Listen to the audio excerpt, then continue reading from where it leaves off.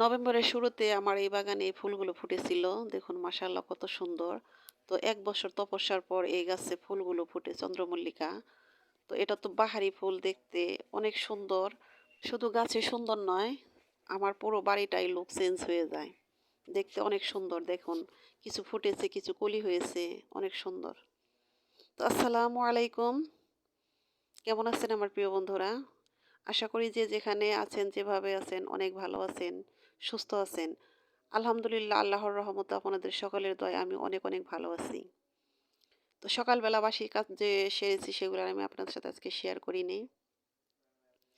তো আজকে সরাসরি এসেছি খাবারের রেসিপিতে।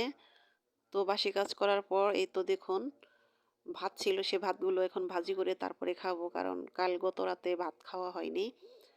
চা বিস্কুট খেয়েছিলাম, সেগুলো খেয়েই মাছ ছেলে ঘুমিয়ে পড়েছিলাম।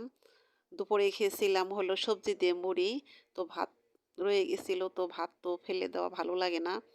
তারপরে যে বাড়িতে গরু ছাগল থাকে দেখা যায় সেগুলাই খায়। তো কিছু ৪ টা মুরগি, সে মুরগিতে তো আর ভাত খায় না। তো ভাত সে কারণে ভাতগুলো ভেজে খাবো। তো ভাত ভাজি কিন্তু খারাপ লাগে না, ভালোই লাগে। শীতকালে ভাত ভাজি খেতে মন্দ না। তো সবজি দিয়ে ভাজি করলে আরো বেশি ভালো লাগে। তো আমি সবজি দিয়ে না, তো শুধু একটা ডিম আর হলো ধনিয়া পাতা দিয়ে ভাজি করেছি। এই তো মা ছেলে মিলে এক প্লেটেই বসে খাবো। বেশ মজা হয়েছিল। তো ভাত ভাজি খাওয়ার পর তারপরে এই তো একটু কাজ করতেছি। এটা হলো নারিকেল পাতা, সেটাই থেকে শলা বের করতেছি। এই শলা কিন্তু আমাদের অনেক কাজে লাগে, আপনারা কম বেশি সবাই জানেন। তো নারিকেল গাছ এমন একটা উপকারী গাছ, এই গাছের কোনো কিছুই ফেলে দেওয়া হয় না, সব কিছুই কাজে লাগে। তো কিছুদিন আগে গাছ জড়েছিল, সে গাছের পাতাগুলো ওভাবে ছিল, কিছু উঠানো হয়েছিল আর কিছু রেখে দিয়েছিলাম। সেগুলো এখন এই যে উঠাইতেছি। তো শীতের কারণে কয়দিন তো পারিনি, তো এখন এই যে রোদে বসে বসে সুন্দর করে শলাগুলো উঠিয়ে নিতেছি। তো শলাগুলো অনেক সুন্দর লম্বা লম্বা। এই তো দেখুন ওই যে পিছনে আছে ওগুলা হইলো এর আগেই উঠানো হয়েছিল, আর আজকে যেগুলা উঠাইলাম এই কয়টা এগুলো এখন শুকাতে দেব। তো ভালো করে শুকিয়ে রেখে দিলে সারা বছর এটা কাজে লাগে। দুয়ার ঝাড়ুতে কিন্তু এই শলাটা অনেক কার্যকরী। শলা কিন্তু এগুলা আমাদের এখানে বিক্রিও হয়, অনেকেই বিক্রি করে। তো আমি বিক্রি করি না, আমার অনেক শলাই হয়েছে করে, প্রতি বছরই হয়, এগুলা রেখে দিয়েছি। তো এক কাকি এসেছিল কেনার জন্য, আমাকে দেখে বলতেছে যে ফরিদা তুমি কি বিক্রি করবা?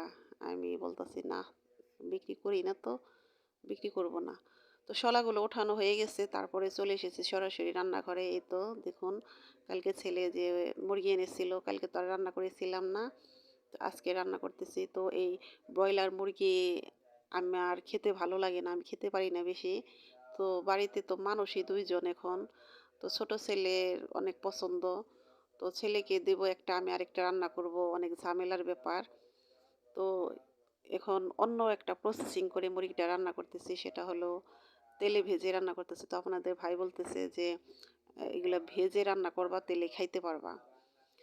তো এত ভালো করে রান্না করি, তারপরে দেখা যায় যখন রান্না করি তখন খেতে পারি, তারপরে আর যদি একটা জাল দেওয়া হয় তারপরে আর এই তরকারিটা আমি খেতে পারি না। তো মুরগির মাংসটা হলুদ, ধনিয়া আর হলো ই আহ, ধনিয়া, হলুদ, মরিচের গুঁড়া দিয়ে লবণ দিয়ে মেখে রেখেছিলাম একটু। তারপরে এটা ভেজে নিলাম। তার সাথে দিলাম কিছু আলু, আলুটাও আমি একটু ভেজে নিয়েছি। তারপরে সেই তেলের মধ্যেই তো এলাচ, দারুচিনি, তো মাংসের যে মশলাগুলো সেগুলো দিয়ে ভালো করে এটাকে ভেজে নিব। তো এর সাথে কিন্তু আমি মাংসের মধ্যে ২টা দিছি গোলমরিচ দিয়েছি আর হলো লং দিয়েছি। আর হলো আদা রসুন পেস্ট করেছি, আর ২টা এলাচ, তারপরে জিরা, এগুলো বেটে দিয়েছি। এই যে এখন এগুলো দিয়ে এগুলো এখন ভালো করে ভেজে নিব। তো যে কোনো তরকারিতে কিন্তু আদা রসুন জিরা বাটা এগুলো দিলে কিন্তু ভালো করে তেলের সাথে ভেজে নিতে হয়। তা না হলে যে একটা আলাদা একটা গন্ধ আসে। তো এগুলো ভালো করে এই যে ভেজে নিয়ে একটু পানি দিয়ে দিলাম। তো চুলায় রান্না করতে গেলে অনেক ঝামেলা হয়, দেখা যায় জাল জ্বলে তো জ্বলে, নিভলে তো আর জ্বলে না, এরকম অবস্থা। তো গ্যাসে রান্না করলে তো যা ইচ্ছা তাই করা যায়, কমানো যায় বাড়ানো যায়। তো এই তো হলুদ গুঁড়ো, মরিচের গুঁড়ো, ধনিয়া গুঁড়ো আমি একটা করে রেখে একসাথে মিক্সড করে যে দিয়ে দিলাম।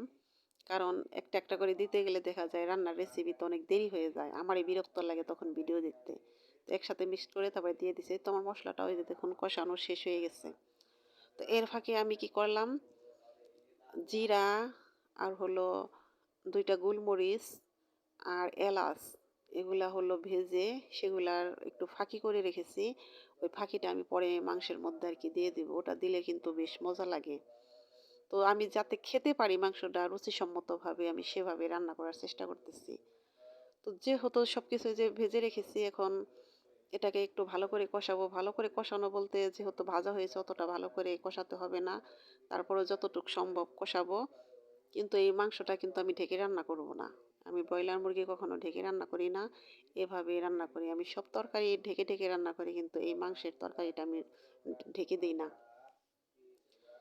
তো নিজের চয়েস মতো মনের মতো করে মাংসটা রান্না করেছিলাম। মাশাআল্লাহ বেশ খেতে মজাই লেগেছিল। মজা হয়েছিল। তৃপ্তি সহকারে খেয়েছি। তো বন্ধুরা জানি না কোন বন্ধুরা এখন আমার এই ভিডিওটার সাথে যুক্ত আছেন। তো বন্ধুরা লাইক দিতে যদি ভুলে যান প্লিজ মনে করে একটা লাইক দিয়ে দেন। আপনাদের একটি লাইক কিন্তু অনেক মূল্যবান আমার কাছে, কারণ একটা লাইকেই কিন্তু আমার এই ভিডিওটা আরও অনেকের কাছে পৌঁছে দিবে। তো আমার প্রিয় দিদি ও আপুরা চিকেন রান্না করেন, অনেক ধরনের মাংস রান্না করেন, অনেক ধরনের রেসিপি দেখি, ইউনিক রেসিপি দেখে শিখতেছি। তো বেশ ভালো লাগে সেই রেসিপিগুলো দেখতে। তো সবার রান্না কিন্তু এক মতন হয় না। একেকজনের রান্নার সিস্টেম একেক রকম। তো আমি আজকে যেভাবে রান্না করলাম আপনারা একটু মনোযোগ সহকারে হয়তো যদি শুনেন বা দেখেন এভাবে রান্না করে যারা ব্রয়লার মুরগি খেতে পারেন না এভাবে রান্না করে খেয়ে দেখতে পারেন।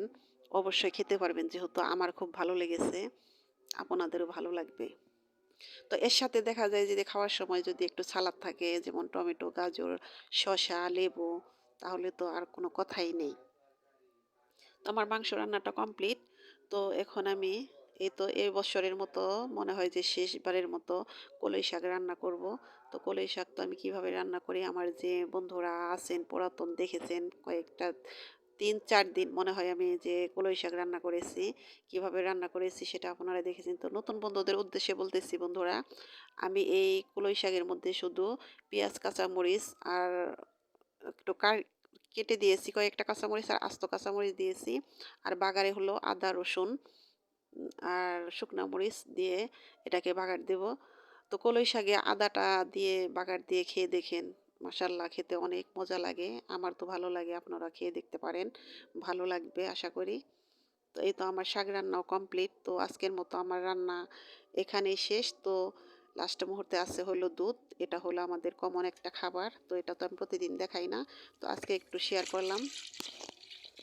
এই যে বন্ধুরা মাটির যে পাতিলের মতো দুধ জাল দিতেছি দেখতেছেন এই পাতিলটার বয়স কিন্তু ২ বছর পার হয়ে গেছে অলরেডি। এবার রমজানে এটা ৩ বছর পূর্ণ হবে। তো মাটির পাতিলে দুধ জাল দিলে যে মজা লাগে যে খেয়েছে সেই কিন্তু জানেন এটা কিন্তু অনেক মজা হয়। তো আমার বড় ছেলের পছন্দে আমি মাটির পাতিলে দুধটা জাল দেই। খেতে বেশ ভালো লাগে। তো বন্ধুরা লাস্ট মুহূর্তে আরেকটি কথা বলি, যারা এখনো এই মুহূর্তে লাইক দিতে ভুলে গেছেন আমার ভিডিওতে প্লিজ একটা লাইক দিয়ে দেন। আর নতুন বন্ধুদের বলতেছি প্লিজ বন্ধুরা অবশ্যই আমার পাশে থাকবেন। তো আজকের মতো এখানেই বিদায় নিলাম। আল্লাহ হাফিজ। আসসালামু আলাইকুম।